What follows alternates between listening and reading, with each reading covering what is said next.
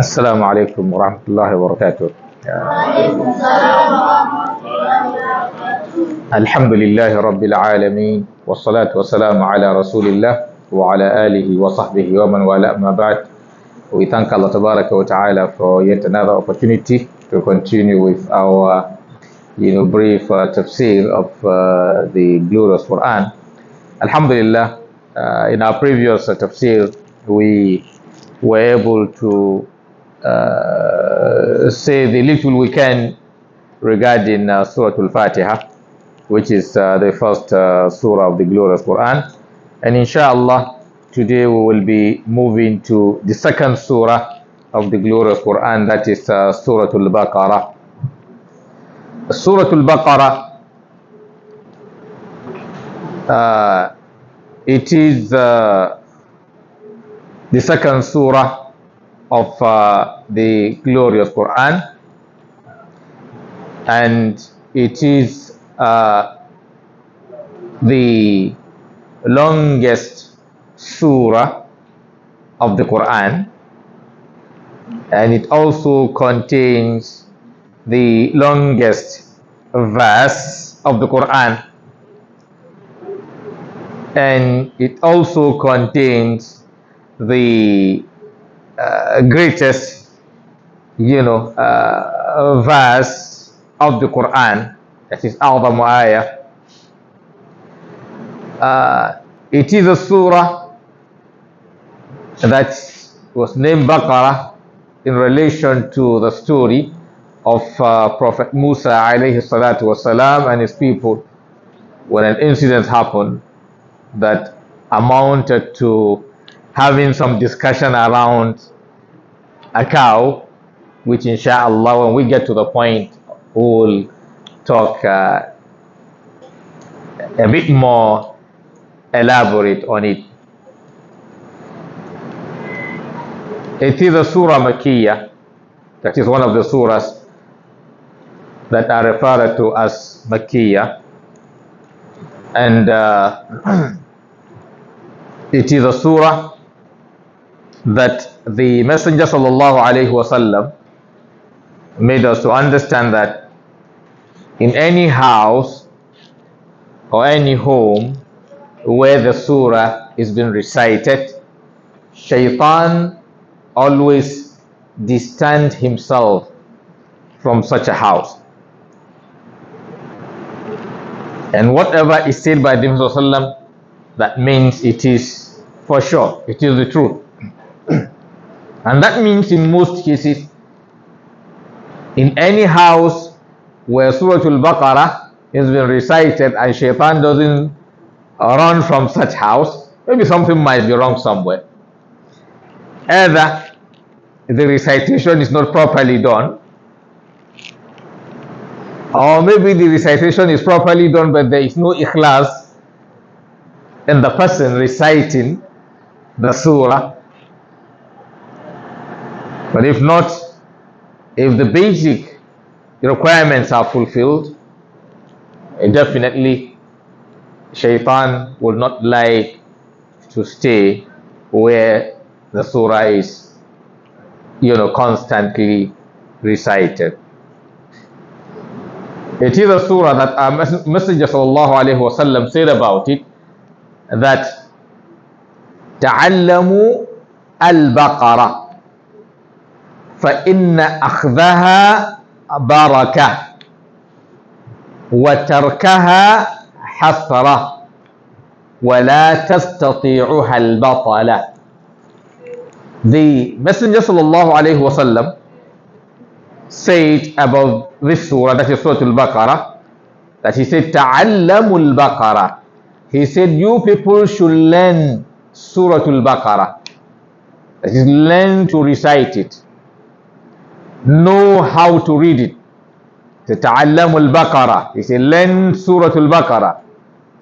He said فإن أخذها بركة. He said knowing it or having it is a blessing. وتركها حسرة, and leaving it is a great loss. وَلَا تَسْتَطِيعُهَا الْبَطَلَ, and jinn or shaitan cannot withstand it. That is, when you read Suratul Al-Baqarah, he said, وَلَا تَسْتَطِيعُهَا الْبَطَلَ. So here that is those who do sihr. That's what we refer to as batala. You know, sihr has something to do with jinn. يعلمون الناس السحر. Allah Tabaraka wa Ta'ala, you know, said, وَلَا تَسْتَطِيعُهَا الْبَطَلَ. That is, those who are involved in sihr, they cannot withstand it. Jinn can withstand Suratul Al-Baqarah. So those who are involved in sihr, they cannot, you know, confront someone who is very, very conversant with Suratul Al-Baqarah. So if one of the things you will use to protect yourself from sihr is constant recitation of Suratul Al-Baqarah.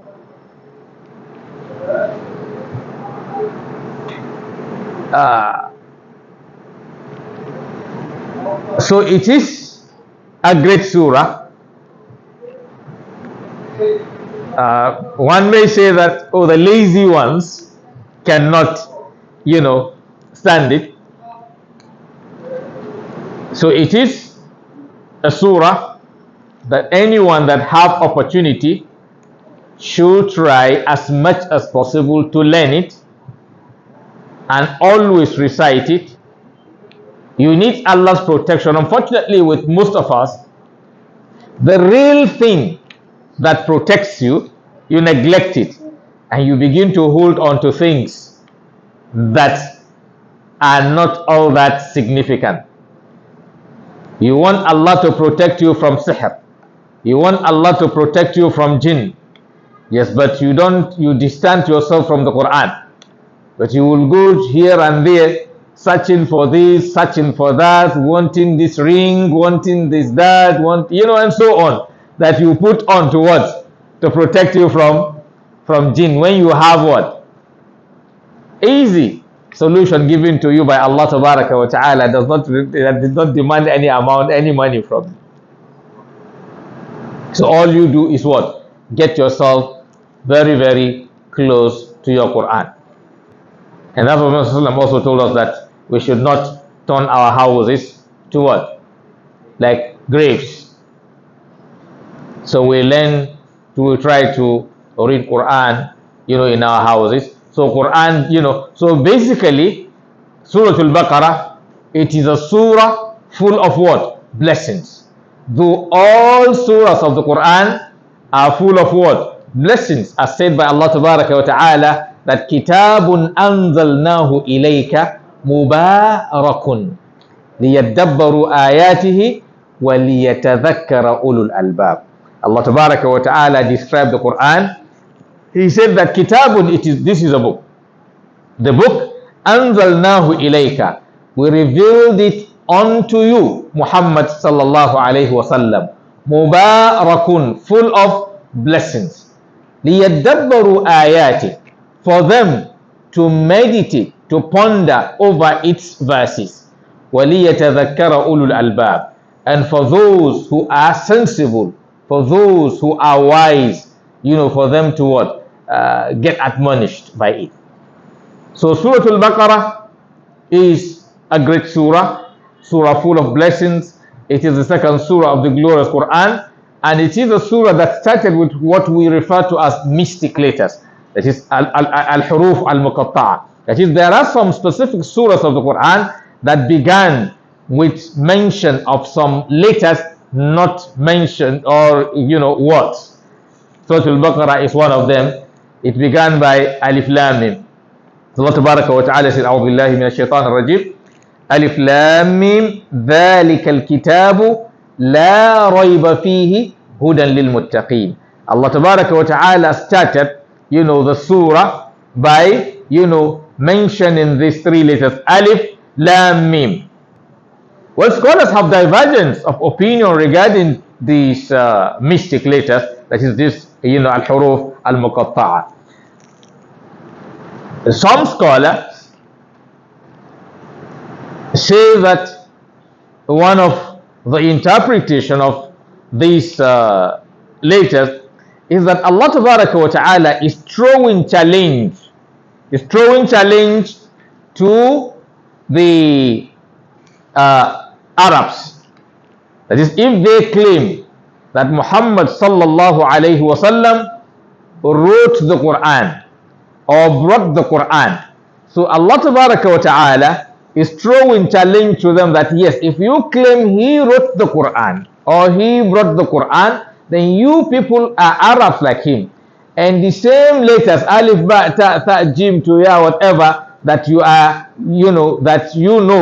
they are the same letters he used in writing or in providing the book. So if you claim he made it as you said, then he used the same letters, so use the same letters also to what? To provide your own. That's what Allah Tabaraka wa Ta'ala somewhere says, فَأْتُوا بِسُورَةٍ مِّن مِثْلِهِ وَدَعُوا شُهَدَاءَكُم مِّن دُونِ اللَّهِ إِن كُنتُمْ صَادِقِينَ. Somewhere he says, initially say, فَأْتُوا بِعَشْرِ سُوَرٍ مِّثْلِهِ مُفْتَرَيَاتٍ وَدَعُوا مَنِ اسْتَطَعْتُم مِّن دُونِ اللَّهِ إِن كُنتُمْ صَادِقِينَ. Then somewhere he says, فَأْتُوا بِسُورَةٍ مِّن مِثْلِهِ وَدَعُوا شُهَدَاءَكُم مِّن دُونِ اللَّهِ إِن كُنتُمْ صَادِقِينَ. Then somewhere he has told them, فَإِن لَّمْ تَفْعَلُوا وَلَن تَفْعَلُوا فَاتَّقُوا النَّارَ الَّتِي وَقُودُهَا النَّاسُ وَالْحِجَارَةُ. At a point he told them, okay fine, if you claim he brought it, he formed it, okay, you bring 10 chapters similar to it. Yes, so now they did not do it. After a while, okay, he scaled the challenge down to what? He said they should bring what? A surah similar to it. Then after, he said what? If you cannot do it now, then you will never be able to do it. Basically, no one can be able to provide anything that will look like the Quran, because it is a book that came from the wisest of all, that is Allah Tabaraka wa Ta'ala. So so in essence, those scholars who try to interpret it, they say, okay fine, Allah Tabaraka wa Ta'ala is using that to challenge the Arab. If you say he brought the Quran, okay, you also use the same alphabet, use the same Arabic letters to what? To bring your own Quran, so that we can now see that he is what? He is lying, pertaining to his claim that this book came from Allah Tabaraka wa Ta'ala, so long as people who are not Allah are able to produce this, something similar. But Wallahu A'lam, the best of all position regarding these mystic letters, that is al-huruf al-muqatta'a, like that alif lam mim ra, alif lam ra, ha mim yasin taha, and the rest of them, the best thing to say is what? Allahu a'lamu bimuradihi bidhalik. Allah Tabaraka wa Ta'ala knows best what he means by that. So in essence, not everything in the Quran, or not everything done by Allah or said by Allah, anyone can know everything. Some things he kept the knowledge to himself, and that is why even in the Quran he said, هو الذي أنزل عليك الكتاب منه آيات محكمات هن أم الكتاب وأخر متشابهات فأما الذين في قلوبهم زيغ فيتبعون ما تشابه منه ابتغاء الفتنة وابتغاء تأويله وما يعلم تأويله إلا الله. Allah Tabaraka wa Ta'ala said, هو الذي أنزل عليك الكتاب. He, Allah Tabaraka wa Ta'ala, He is the one who revealed the book unto you. منه آيات محكمات. In the book, that is in the Quran, there are some verses, there are some ayahs that have clear-cut meaning. That is, the meanings are very clear, very definitive. Allah Tabaraka wa Ta'ala said, He said, Hunna Ummul Kitab. That's the mother of the book. Meaning that is what you depend on in terms of what? In terms of interpretation, in terms of work. They say, وَأُخَرُ مُتَشَابِهَاتٍ. While there are some verses that are what? Ambiguous. Then Allah said, فَأَمَّا الَّذِينَ فِي قُلُوبِهِمْ زَيْغٌ. He said, as for those that there is what? Wrong in their heart, that is deviation in their heart, فَيَتَّبِعُونَ مَا تَشَابَهَ مِنْهُ. They will be searching for those ambiguous ones. ابتغاء الفتنة, seeking what? Problems. وابتغاء تأويله, seeking its interpretation. Allah says, وَمَا يَعْلَمُ تَأْوِيلَهُ إِلَّا اللَّهِ. No one knows their meaning except who? Except Allah tabaraka wa ta'ala. وَالرَّاسِخُونَ فِي الْعِلْمِ. Allah says, as for those, who are sound in knowledge, يَقُولُونَ آمَنَّا بِهِ. They will say, we believe in it. كُلُّ مِنْ عِنْدِ رَبِّنَا. All is from our Lord, to the end of that verse. So in essence, Alif Lam Mim, we can say Allah Tabaraka wa Ta'ala knows best what he meant by that. But Alif, as we know, is one of the Arabic letters. Lam is one of the Arabic letters. Mim is one of the Arabic letters. Then Allah Tabaraka wa Ta'ala now went further to say, ذَلِكَ الْكِتَابُ لَا رَيْبَ فِيهِ. ذَلِكَ الْكِتَابُ لَا رَيْبَ فِيهِ هُدًى لِلْمُتَّقِينَ. Allah Tabaraka wa Ta'ala says, ذَلِكَ الْكِتَابُ. That is the book. That's Allah Tabaraka wa Ta'ala is referring to the Quran. He says, that is the book. Why did Allah Tabaraka wa Ta'ala use the word dhalika, that? In English, when you say that, it's something far. It's something beyond our imagination. In terms of meaning, in terms of quality, in terms of, everything. And that's why Allah threw the challenge. Because He knows no one can produce something similar to it. It is far, far beyond your imagination. Someone can stand and be speaking Arabic. The way you will feel when he is speaking just normal Arabic is different from the way you will feel when he's reciting the Quran. You will see that you enjoy listening to the Quran more than just listening to just normal spoken Arabic.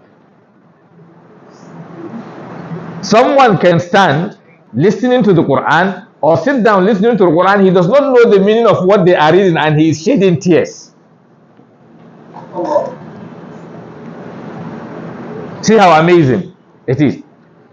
No matter what, it touches you. There are so many amazing things about the Quran. Or you will hear story of people who can't hear normal talk, but they can hear the Quran.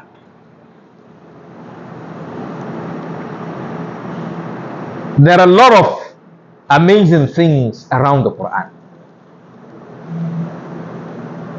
And with the way it is, hardly do you see any sophisticated divine book that you see it being fully committed into memory like the Quran.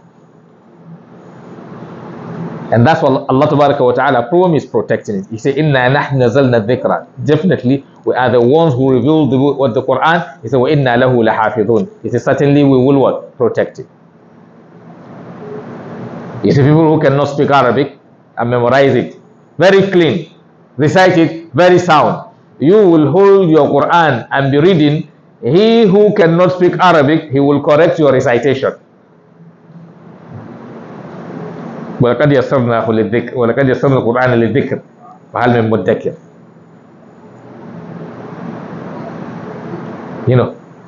Small children memorizing the Quran, both Arabs and non-Arabs. At a point, you even go for competition. Non-Arabs are beating Arabs in the recitation. It's a lot of amazing things about the Quran. So it is beyond your imagination. It is far beyond your thinking. So Allah says, ذَلِكَ الْكِتَابِ. That is the book. لَا رَيْبَ فِيهِ أي لا شَكَّ فِيهِ. There is no doubt in it. هُدًى لِلْمُتَّقِينَ. It is a guidance for those who are righteous. For those who are righteous, for those who are God conscious. Al-Quran Al-Kareem, it guides you from darkness into light. So like I used to tell people, you are of two parts. Your physical part and your spiritual part. That is part of you, the one you can easily see physically, and the one you cannot see. And there are a lot of things that the ones you can see are usually more valuable, more important than the one you can see. Take for example, messengers of Allah are very important, very special. We can see them. But Allah who sent them, we can't see Him. And that one we can see is more powerful than this one we can see. And this one we can see the value he had or he has is actually tapped from the value of the one we cannot see. That is, the respect we have for Muhammad sallallahu alayhi wasallam is because we love Allah. If we don't love Allah, we don't bother about him. That's why even he too, Allah tabaraka wa ta'ala told him to tell us that, "Qul," tell them, "In kuntum tuhibbuna Allah." If you love Allah, fattabi'uni, follow me. Yuhibbukum Allah, Allah will love you. So anyone who loves Muhammad sallallahu alaihi wasallam is because he loves Allah. Anyone who obeys Muhammad sallallahu alaihi wasallam is because he obeys Allah. Man yuti' ar-rasula faqad ata'a Allah. Because it is Allah who commanded us to what? To obey him. If Allah commands us to disobey him, we will disobey him. That means Allah, that one we can see, is more important than this one we can see.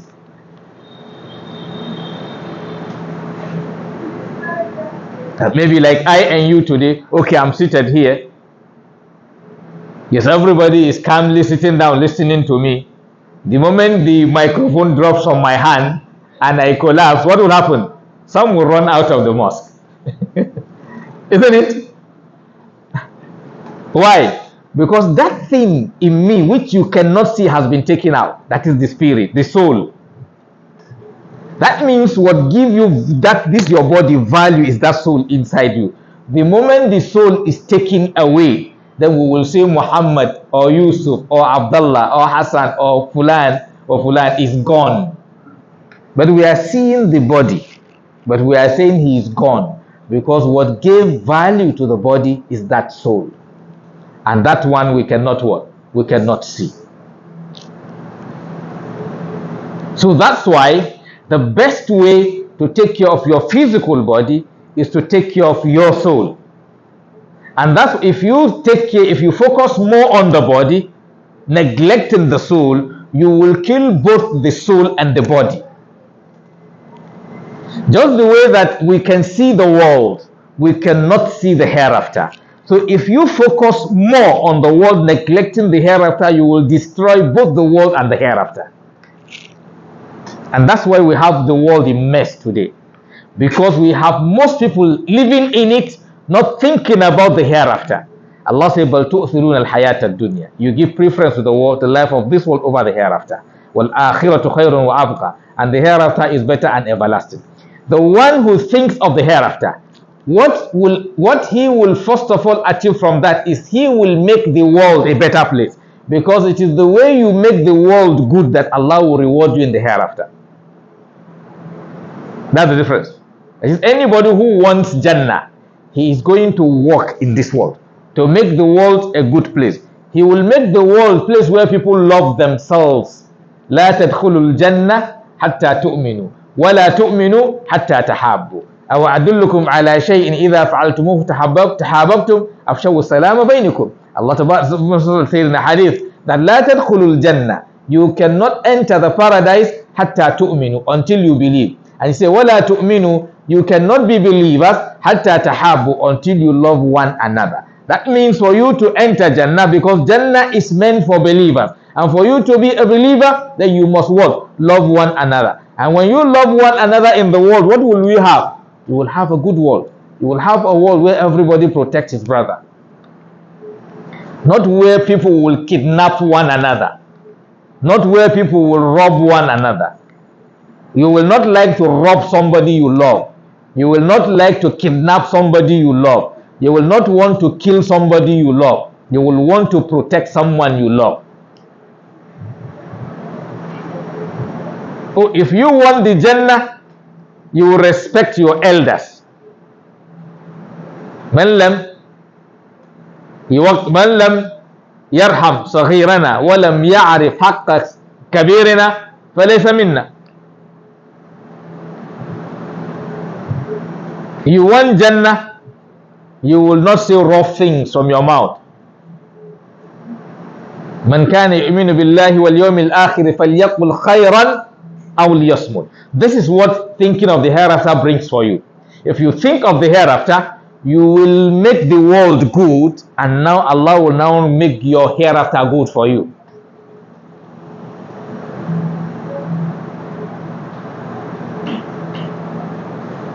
So the Quran takes care of your soul, and also along with what? Your outside.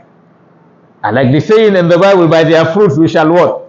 We shall know them. So if your inside is good, it will touch your outside. It will reflect in your outside.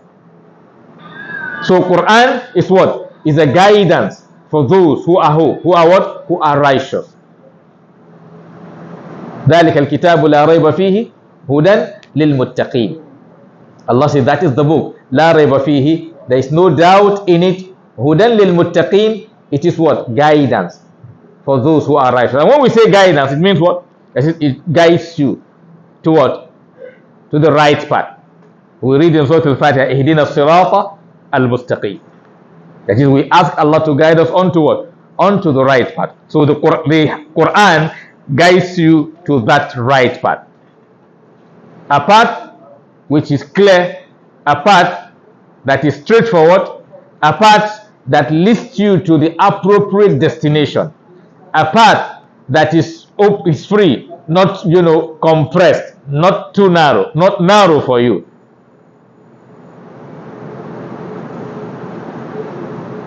So Quran leads you to that. So, and who are those who are al-muttaqun, or who are God conscious? Then Allah Tabaraka wa Ta'ala went further to begin to what? To describe them. So inshallah, we will pause with our tafsir on this second verse, on this verse of the surah. That is ذَلِكَ الْكِتَابُ لَا رَيْبَ فِيهِ هُدًى لِلْمُتَّقِينَ. We will pause here. So inshallah, we will continue from where we stop when we come by next week. سبحانك اللهم وبحمدك نشهد أن لا إله إلا أنت نستغفرك ونتوب إليك. السلام عليكم ورحمة الله وبركاته.